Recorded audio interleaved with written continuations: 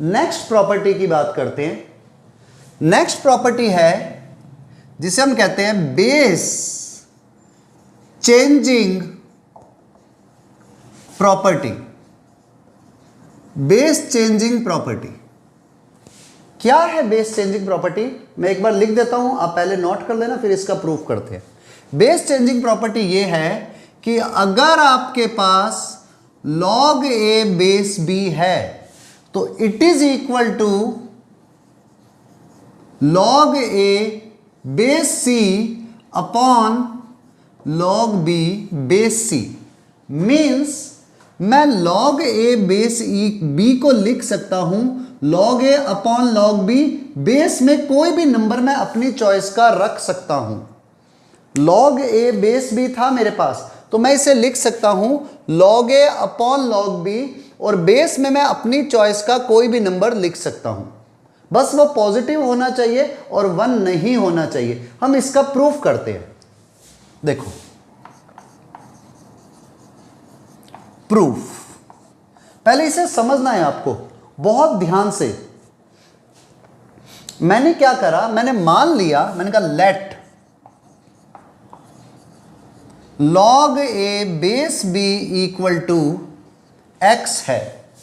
मान सकते हैं log a base b equal to x है। Then a equal to b की पावर x होगा। a इक्वल टू b की पावर x होगा। अब मैं दोनों साइड्स में log लेता हूं विद बेस। मैं अपनी तरफ से दोनों साइडों में log लेता हूं विद बेस c, क्योंकि मुझे c को इन्वॉल्व करना है। So we take log both side with base c। अब जैसे ही ये स्टेप अप्लाई करते हो, देखो वैल्यू क्या आएगी, इस तरफ आ जाएगा log a बेस c, और यहां आ जाएगा log b बेस c, और इसकी पावर x है। तो आपको पता है रूल, पावर जो होती है हमेशा आकर के मल्टीप्लाई हो जाती है। तो log a बेस c आ गया x into log b base c। अगर मैं इससे x की वैल्यू फाइंड करता हूं तो x की वैल्यू क्या आती है, log a base c divided by log b base c। और x वास्तव में था क्या, x रियल में था log a बेस b। तो ये लो log a बेस b, मैंने x की जगह पर x की वैल्यू रख दी, is equal to log a base c divided by log b base c। एक बार दोबारा रिपीट करता हूं, फिर से समझो। देखो प्रॉपर्टी क्या है, log a base b can be written as log a upon log b। log a base b को आप लिख सकते हो log a upon log b। Base में कोई भी सेम नंबर लिख सकते हो, बस वो नंबर पॉजिटिव होना चाहिए और ऑलवेज ग्रेटर देन 0 होने के अलावा 1 नहीं होना चाहिए। तो हमारे पास ये जब प्रूफ करना है तो मैं लेफ्ट हैंड साइड से चला, मैंने लिखा log a बेस b को x ले लेते हैं। तो when log a base b is equal to x, then a equal to b की पावर x। जैसे ही a इक्वल टू b की पावर x आया, we take log both side, हमने दोनों तरफ log ले लिया with base c। Base c क्यों लिया, क्योंकि मुझे आंसर में बेस में c दिया हुआ है। तो जैसे ही मैं log लेता हूं, इधर आएगा log a बेस c, इधर आएगा log b बेस c, लेकिन पावर x है, और आपने रूल पढ़ा है पावर आकर के हमेशा मल्टीप्लाई हो जाती है। तो मैंने पावर को मल्टीप्लाई कर दिया, तो log a base c is equal to x into log b base c। तो x की वैल्यू क्या आई, log a base c upon log b base c। ये लो log a base c upon log b base c हो गया proof. तो x की वैल्यू मैंने पुट कर दी, log a base b is equal to log a base c upon log b base c। अच्छा, इससे कॉरोलरी और बनी। कॉरोलरी इससे क्या बनी, अगर आप इसको क्रॉस मल्टीप्लाई करते हो यहां पर, या यूं बोल दो इसको क्रॉस मल्टीप्लाई करते हो, तो एक रिजल्ट और आएगा, log a base b into log b base c is equal to log a base c। Means हुआ क्या, देखो इसके बेस में b है, इसमें ऊपर b है। आप यूं समझ लो शॉर्टकट में कि b से b हटा दिया, और तो क्या आ गया, log a बेस में c। इसको आप एक बार नोट कर लो और इसको एक बार दोबारा से रिवाइज करो, ठीक है। 2 बार 3 बार अगर आप वीडियो को देखते हो ना तो आपको ज्यादा चीजें क्लियर हो जाती है। अगर कोई भी डाउट हो तो ओके, नोट कर लो। हम नेक्स्ट प्रॉपर्टी की बात करते हैं। ये सारे रूल इंपॉर्टेंट हैं, ये उसी रूल से ही आया है। नेक्स्ट प्रॉपर्टी है, आप लिख सकते हो log a base b is equal to 1 upon log b base a। log a base b can be written as 1 upon log b base a। कैसे? इसके प्रूफ को समझते हैं। बड़ा सिंपल सा प्रूफ है। अभी अभी हमने पीछे प्रॉपर्टी करी थी, हम उसी प्रॉपर्टी का यूज लेंगे। देखो, because of log a base b can be written as log a base c upon log b base c। अब मैंने आपको अभी एक वर्ड यूज लिया था कि c आप पे डिपेंड करता है, आप मन से कोई भी बेस में नंबर ले सकते हो। तो अगर मैं बेस का नंबर c की जगह पर a ले लूं तो कुछ गलत तो नहीं है। तो ये वैल्यू क्या आ गई? log a base a which is equal to 1 upon log b base a। तो आप लिख सकते हो log a base b is equal to 1 upon log b base a।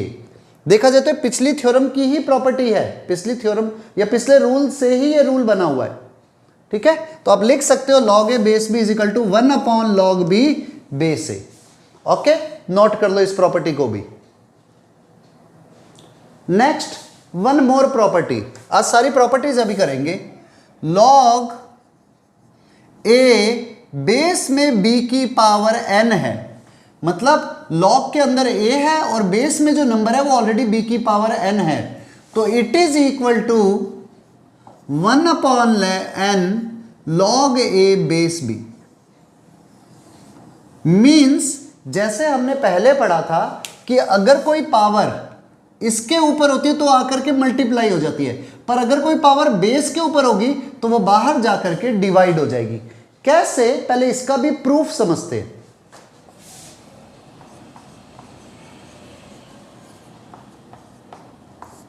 Proof मैं लेफ्ट हैंड साइड लेकर के चलता हूं और राइट हैंड साइड निकालता हूं। हमने क्या करा? log a बेस में है b की पावर n, इसकी वैल्यू मुझे निकालनी है। अब देखो, अभी अभी हमने रूल पढ़ा था, log a बेस b को आप लिख सकते हो log a upon log b। Base में आप कोई भी नंबर c लिखते थे पहले, बेस तो आप पे डिपेंड कर रहा है ना, आप कोई भी नंबर लिख लो। तो अगर मैं बेस में b ले लूं, क्योंकि मुझ पे डिपेंड ही तो कर रहा है, कुछ भी ले लो। क्यों? क्योंकि मुझे, मेरा टारगेट ये है कि मुझे बेस से log को हटाना है। तो ये जो पावर है ये बाहर जाकर के मल्टीप्लाई हो जाएगी, तो it will become log a base b upon log b base b, और ये n आकर के मल्टीप्लाई हो गया, मतलब यहां पर डिवाइड हो गया। log b base b is 1, तो it is equal to 1 upon n log a base b। तो ये वैल्यू आ गई, प्रूफ हो गया। मींस यहां से रूल क्या आया कि जो बेस में पावर है वो बाहर जाकर के डिवाइड हो जाएगी। देखो दोबारा से समझो, log a बेस में है b की पावर n, आप log a बेस b को लिख सकते हो log a upon log b, base में कोई भी नंबर लगा दो। तो बेस में मैंने इस बारी b पुट कर दिया है। जब हमने बेस में मन से b पुट किया तो ये पावर आकर के इधर मल्टीप्लाई होगी, पावर मल्टीप्लाई होगी, मतलब रियल में तो क्वेश्चन में डिवाइड हुई। log b बेस b क्या होता है? ऑलवेज 1, तो ये 1 हो गया। तो ये क्या बना? 1 upon n log a base b। Proved, ठीक है।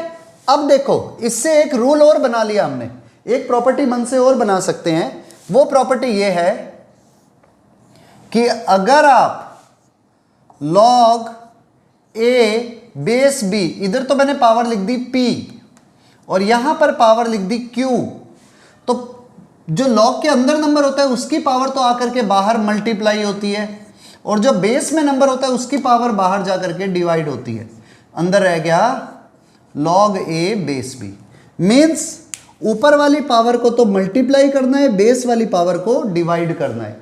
आपको ये बेसिक से रूल्स याद रखना है। मैं भी आपको सारी प्रॉपर्टी एक साथ लिख दूंगा और आप उसे नोट कर लेना। जब आप नोट कर लोगे ना सारी प्रॉपर्टीज, फिर आपका यही वर्क होगा कि सारी प्रॉपर्टी को लर्न करना है। ओके, नोट कर लो पहले आप इसे। अब हम इसी से ही जो भी हमने प्रॉपर्टी लिखी ना, इससे एक रूल और बना देते हैं। हालांकि उसको एज ए प्रॉपर्टी मत कंसीडर करना। log a बेस में है 1/b, तो आप इसको लिख सकते हो बेस में 1/b का मतलब है log a b की पावर -1। और आपने रूल पढ़ा है जो पावर होती है बाहर जाकर के डिवाइड हो जाती है, तो -1 डिवाइड हो गया, तो ये वैल्यू आ गई माइनस का log a बेस b। तो देखो log a बेस में कभी भी 1/b हो ना, तो आप इसको लिख सकते हो log a बेस में b विद माइनस साइन। और ये जो यहां पर माइनस है, आप इसको -1 को इस तरफ ले जा सकते हो, तो ये बन जाएगा log a की पावर -1 बेस b। और a की पावर -1 का मतलब क्या होता है? log 1/a base b। तो देखो क्या रूल निकला, रूल ये आ गया log a बेस में 1/b is equal to log base में b अंदर हो गया 1/a। कितनी अच्छी चीज है। log a बेस में 1/b को आप लिख सकते हो log 1/a बेस b। तो आपके पास में ये रूल नहीं है, मतलब अपन प्रॉपर्टीज के अंदर नहीं लिखेंगे क्योंकि प्रॉपर्टी बहुत ज्यादा हो जाएगी, नहीं तो हम इसे एज ए बेसिक क्वेश्चन की तरह ट्रीट कर रहे हैं। ठीक है, राइट डाउन।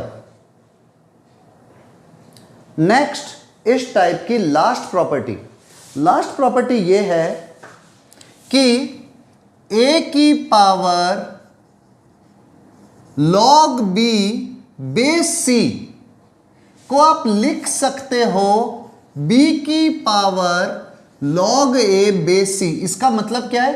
a और b को आप आपस में इंटरचेंज कर सकते हो। बेस का नंबर कुछ भी हो, आप a और b को आपस में इंटरचेंज कर सकते हो। रिपीट करता हूं, a की power log b base c को आप लिख सकते हो b की power log a base c। Means आप a और b को इंटरचेंज कर सकते हो, जैसे कभी कहीं। नेक्स्ट प्रॉपर्टी है a की power log c base b। a की power log c base b को आप लिख सकते हो c की power log a base b। मतलब बेस का नंबर सेम रखा और मैंने इन दोनों को आपस में इंटरचेंज कर दिया, तो वैल्यू में कोई भी चेंज नहीं आएगा। बस सिर्फ मुझे इतनी सी प्रॉपर्टी याद रखनी है।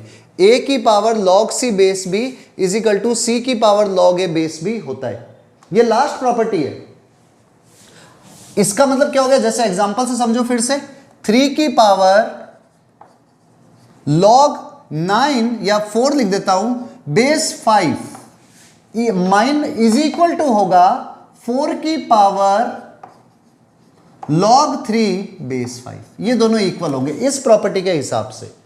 कैसे? अब इसका प्रूफ करते हैं। पहले इसका प्रूफ समझते हैं। ठीक है, तो अगर आप इसके प्रूफ को समझते हो तो आपको पता है, क्योंकि because of k can be written as c की power log k base c। हमने पहले प्रॉपर्टी पढ़ ली थी। k को आप लिख सकते हो c की power log k base c। k को आप लिख सकते हो c की power log k base c। तो ऐसे ही अगर मैं k की जगह पर ये वैल्यू लिख रहा हूं, देयरफॉर a की power log c base b, k की जगह पर वैल्यू पुट करी, इज इक्वल टू c की पावर log बेस में c। k की जगह पर क्या लिखना है? a की power log c base b। जो पावर होती है वो आकर के इधर मल्टीप्लाई हो जाएगी, तो वैल्यू क्या बनी? c की power log c base b into log a base c। जब ये दोनों नंबर सेम हो तो इन्हें हटा देते हैं हम और लिखते क्या हैं? c की power log a base b। Proved. एक बार दोबारा से रीडिंग कर लो प्रूफ को। देखो थ्योरम क्या थी, a की power log c base b, इधर है c की power log a base b, equal होंगे, मतलब आप इन दोनों को आपस में इंटरचेंज कर सकते हो। कैसे? प्रूफ पे चलते हैं। क्योंकि हमें पता है k होता है c की power log k base c। अगर मैं k की जगह पर वैल्यू पुट कर दूं, k की जगह पर मैं इसको पुट कर रहा हूं पूरे को, तो ये आया c की पावर log k की जगह पर ये आया। अब इसमें a के ऊपर ये पावर है, तो पावर आकर के हमेशा मल्टीप्लाई होती है, तो पावर को मैंने इधर ला करके मल्टीप्लाई कर दिया, तो c की पावर आ गई log c base b into log a base c। हमने पीछे थ्योरम में करा था, ये दोनों नंबर अगर सेम होते तो ये हट जाते हैं, तो क्या आया log a base b। Proved. ठीक है, नोट कर लो। चलो, तो अभी हमने जो जो प्रॉपर्टीज की है ना, मैं एक बार उन सारी प्रॉपर्टीज को जो इस चैप्टर की प्रॉपर्टीज है लिख देता हूं। आप सबको एक प्रॉपर एक पेज पे उतार लेना और उसको अपने घर के जहां पे स्टडी टेबल है उसके आगे चिपका लेना, और सुबह शाम उठते बैठते एक एक फार्मूला क्या, एक एक बारी रीडिंग जरूर कर लेना फार्मूलों की। आपको 2 डेज के अंदर सारे टिप्स पे लर्न हो जाने चाहिए। जैसे हमने फर्स्ट रूल की बात करता हूं, रूल नंबर 1 था log a base b is defined when a is greater than 0, b is greater than 0 and b is not equal to 1। Rule number 1 ये था। रूल नंबर 2 ये था log a base a equal to 1। हो सकता है sequence आगे पीछे हो जाए, वो कोई फर्क नहीं पड़ता, log a बेस a हमेशा 1 होता है। रूल नंबर 2, log 1 बेस में कुछ भी हो always 0। Rule number 3, log m into n base में कुछ भी है is equal to log m plus log n, base में हमने लिख दिया है a, तो इधर भी a इधर भी a। Next rule number 4, log m upon n base a is equal to log m minus log n base a। Next rule number 5, log m की power n base a, power आकर के multiply हो जाती है, it is equal to n log m base a। ये rule हमने बड़े simple से पढ़े थे पहले के टाइम पर। रूल नंबर 6 क्या था हमारे पास में? रूल नंबर 6 में भी पॉसिबल, कौन सा रूल था? सारे हो गए शायद, चलो कोई नहीं। रूल नंबर 6 हमने था a की पावर log x बेस में भी a हो तो it is always equal to x। Next rule number 7, log a base b base changing property is equal to log a upon log a base c divided by log b base c। log a upon log a base b को आप लिख सकते हो log a upon log b, base में कोई भी number लिख दो। Next rule number 8, log a base b is equal to 1 upon log b base a। Rule number 9 is, कौन सा रूल था? हाँ, log a बेस में जो नंबर है b, इसकी पावर में अगर मैंने n लिखा हुआ है तो बेस की पावर बाहर जाकर के डिवाइड हो जाती है, 1 upon n log a base b। और लास्ट रूल नंबर 10,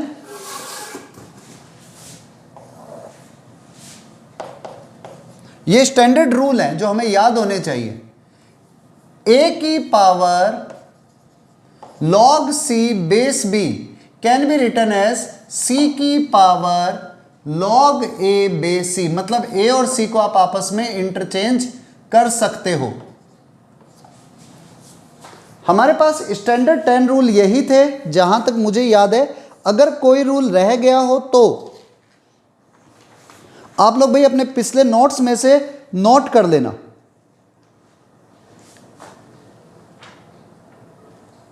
ठीक है, आप ये सारे नोट्स जो सारे के सारे रूल है इन्हें स्टैंडर्ड फॉर्म में लिख करके अपने घर में स्टडी टेबल के सामने चिपका दो और रोज रीडिंग करनी है, डेली। अच्छा, इस रूल का एक यूटिलाइजेशन और समझ लेना, बड़ा काम आता है। लॉग ए बेस बी, अगर आप क्रॉस मल्टीप्लाई करते हो, इस रूल से एक रिजल्ट आया, तो log a base b into log b base c it is equal to, अब देखो बेस का नंबर इधर है, इधर ऊपर बी है, सेम है, तो आप इसको लिख सकते हो लॉग ए बेस सी। ठीक है, ये 10 रूल लिख लो और इसको रटने हैं बैठ करके, तोते की तरह रटो, क्योंकि प्रूफ आप कर चुके हो।